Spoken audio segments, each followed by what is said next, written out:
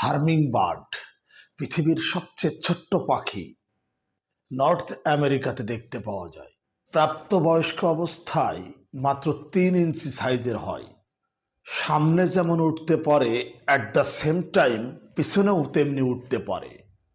সেকেন্ডে 80 বার ডানা ঝাপটায়। Dear students, যদি এভাবে বলি একটু বুঝতে হবে। দাড়িপাল্লা শুধু জামাতের নয়, এটি ইনসাফের প্রতীক। দাড়িপাল্লা শুধু জামাতের নয়, এটি ইনসাফের প্রতীক। তোমরা কি এই বাক্যটাকে ইংরেজিতে করতে পারবে? দাড়িপাল্লা জামাতের নয়, এটি ইনসাফের প্রতীক। কিভাবে ইংরেজিতে করতে হবে তোমরা কি পারবে?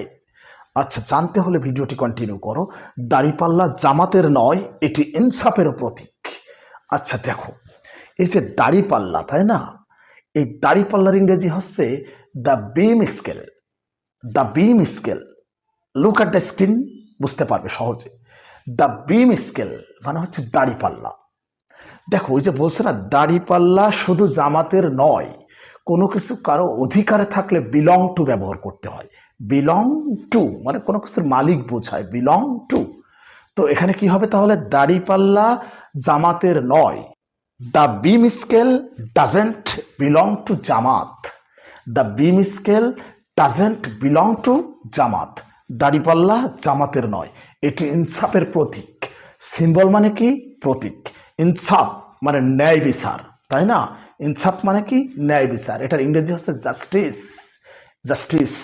তাহলে এই অংশটার ইংরেজি কি হবে? এটি ইনসাফের প্রতীক। It is the symbol of justice. It is the symbol of justice.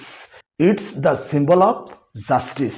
তাহলে পুরোপুরি সেন্টেন্সটা কিরকম হচ্ছে? দাড়িপাল্লা শুধু জামাতের নয়, the beam scale doesn't belong to Jamaat, it is the symbol of justice. It's the symbol of justice. এটা ইনসাফের প্রতীক। আমার মনে হয় বুঝতে পেরেছো। সত্যিই তো তাই, দাড়িপাল্লা শুধু জামাতের নয়, এটি ইনসাফের প্রতীক।